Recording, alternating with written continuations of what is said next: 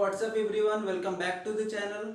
आज हम लोग गाइस चैप्टर नंबर 1 का लास्ट पार्ट पढ़ेंगे। क्योंकि सिर्फ दो ही टॉपिक छोटे छोटे बचे हुए हैं, इसलिए हम उनको कोशिश करेंगे कि एक ही वीडियो में दोनों को समराइज करें। तो गाइस देखिए, दो आपके जो टॉपिक बचे हैं वो एक है पहला बुक कीपिंग वर्सेस अकाउंटिंग। मतलब टॉपिक है आपका बुक कीपिंग एंड अकाउंटिंग, लेकिन हम दोनों को अलग अलग पार्ट में डिवाइड करके अलग अलग एक दूसरे के सामने खड़े करके मतलब ये क्वेश्चन करेंगे कि आखिर दोनों में मेन डिफरेंस क्या है, क्यों ये दो टॉपिक बने जबकि अकाउंटिंग के ही अंदर आपको बुक कीपिंग मिल जाएगा। तो बुक कीपिंग अलग क्यों है, क्यों बुक कीपिंग अकाउंटिंग से अलग है, इसलिए हम दोनों की अलग अलग मीनिंग्स पढ़ेंगे और डिफरेंस जानने की कोशिश करेंगे। और अगला है दूसरा जो आपका टॉपिक है वो है qualitative characteristics of accounting information. मतलब अकाउंटिंग इन्फॉर्मेशन के बेसिक क्वालिटीज क्या हैं, उनका बेसिक कैरेक्टरिस्टिक्स क्या है, उनके चरित्र कैसे हैं वो हम देखते हैं। मतलब कि उनका मेन जो है उनकी स्पेशलिटी क्या है, वो एक दूसरे से अलग क्यों है, हम वो देखने की कोशिश करते हैं। तो चलिए यहाँ से शुरू करते हैं, बेसिक देखते हैं मीनिंग। तो दोनों की मीनिंग में डिफरेंस क्या है वो हम इनके डेफिनेशन से पता कर सकते हैं। Book keeping is an art of recording the financial transactions in the book of account. Guys book keeping एक आर्ट है। कैसा आर्ट है? रिकॉर्ड करता है किस चीज को? फाइनेंशियल ट्रांजैक्शंस को।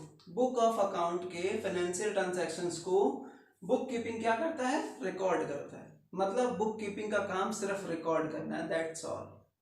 और गाइस आपको 100% बता देता हूं, आज लिख देता हूं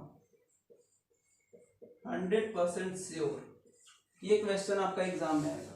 क्लास 11th का 100% श्योर है एग्जाम आना है एग्जाम में। आप अकाउंटिंग देख लीजिए। Accounting is defined as CSAR। जल्दी से बताइए, पिछले पार्ट में मैंने बताया था CSAR क्या होता है। C से आपका होता है कलेक्टिंग, S से होता है समराइजिंग, A से क्या होता है? जल्दी बताइए, फटाफट बताइए। A से होता है एनालाइजिंग और R से क्या होता है? Reporting. In monetary terms the information about the business. Business का जो मॉनेटरी इंफॉर्मेशन होता है वो हमको अकाउंटिंग बताता है। कैसे? CSAR के रूप में। कि मतलब कोई भी बिजनेस में कलेक्टिंग क्या है, उसका समराइजिंग क्या आया, एनालाइजिंग कैसे हुआ और रिपोर्टिंग कितना आया, ये हमको कौन बताता है? ये पूरी चीजें कौन बताती है? अकाउंटिंग बताता है। तो गाइस आपको डिफरेंस पता चला। जो मेजर डिफरेंस है वो यही है कि बुक कीपिंग क्या करता है, किसी भी बुक कीपिंग वो आर्ट है जो कि बुक ऑफ कॉमर्स में हमको अकाउंटिंग की बुक में ये बताता है कि कैसे किसी चीज को रिकॉर्ड किया जाता है। ठीक है। और अकाउंटिंग क्या करता है?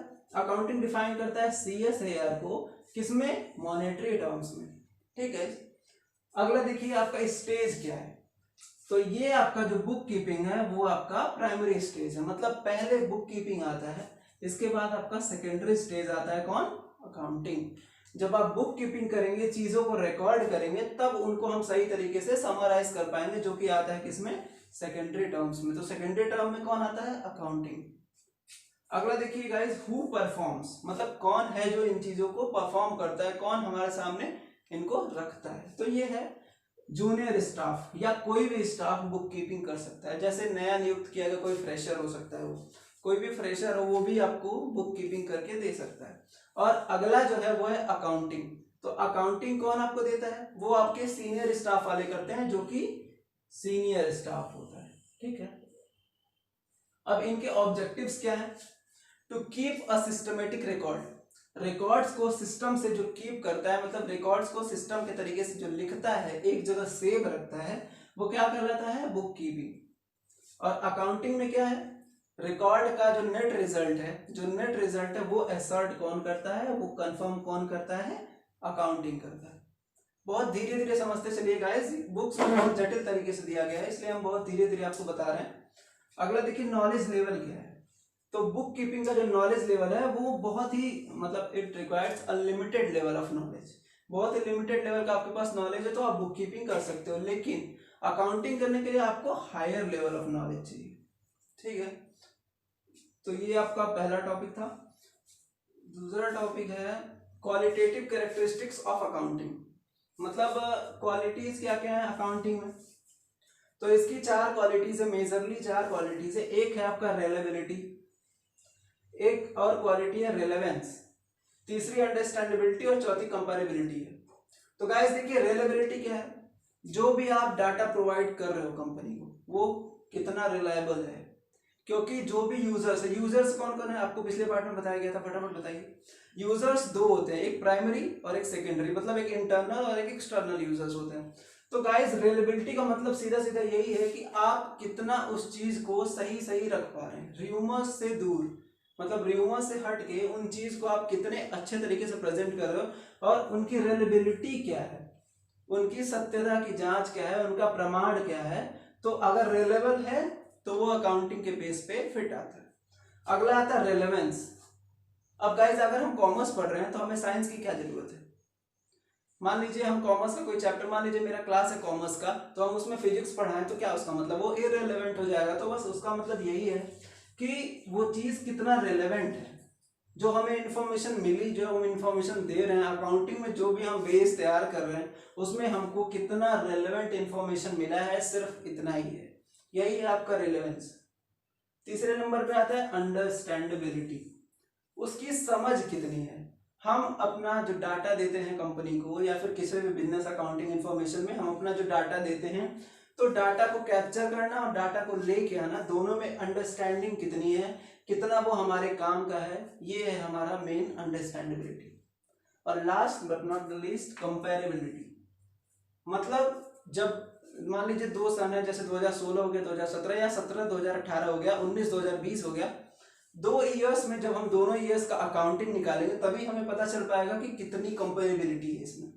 मतलब अब दो लोग होंगे तभी तो कंपेयर होगा ना कि कौन ज्यादा खूबसूरत है, या फिर कौन ज्यादा बोलने वाला कम बोलने वाला है, फिर कौन ज्यादा पढ़ाने वाला कौन कम पढ़ने वाला है। तो कंपेरेबिलिटी मतलब दो चीजों में कंपेयर करना। तो हम 2 ईयर्स में, भाई बिजनेसमैन जानना चाहता है ये चीज कि 2 ईयर्स में, फर्स्ट ईयर और सेकेंड ईयर में कितना हमने प्रोग्रेस करा, कितना हमें लॉस हुआ, कितना हमें फायदा हुआ। तो गाइस सबसे जरूरी चीज है कंपेरेबिलिटी। इसलिए इन जो चार आपको इंफॉर्मेशन टेक्नोलॉजी में, जो अकाउंटिंग इंफॉर्मेशन में आपको चार चीजें, जो चार कैरेक्टरिस्टिक्स हैं इसके, जो 4 कैरेक्टरिस्टिक्स हैं, वो आपको 2 ईयर्स का समराइजेशन देते हैं। 2 ईयर्स में आपने कितना ये चारों चीजों में कंपेयर किया एक दूसरे को, कितना रिलायबल न्यूज दिया आपने, कितना रिलेवेंट था वो, और कितनी अंडरस्टैंडेबिलिटी थी उसमें। तो ये आपको 2 ईयर्स का, मान लीजिए 2017 और 18 हो गया, 2019 और 20 हो गया, ये 2016 और 17 हो गया। तो 3 ईयर्स का 3 ईयर्स का कंपैरिजन आप कर सकते हो, 2 और मोर हो सकता है, या आप सिर्फ 2 ईयर्स का कर सकते हो। ठीक है गाइस, तो आपको 2 ईयर्स कम से कम चाहिए इन चीजों को कंपेयर करने के लिए। ठीक है, तो गाइस अब हमारा चैप्टर नंबर 1 यहाँ पर खत्म। हमने last topic book keeping versus accounting, आप अच्छे से देख लीजिए, इसको हमने लास्ट टॉपिक पढ़ लिया। इसके बाद हमने qualitative characteristics of accounting information पढ़ लिया। तो आज हमारा पहला चैप्टर खत्म होता है, और मुझे उम्मीद है कि आपको अकाउंटिंग की बेसिक इन्फॉर्मेशन हो गई होगी, आपकी अंडरस्टैंडिंग अकाउंटिंग को लेके आपका बेस थोड़ा बहुत क्लियर हो गया होगा।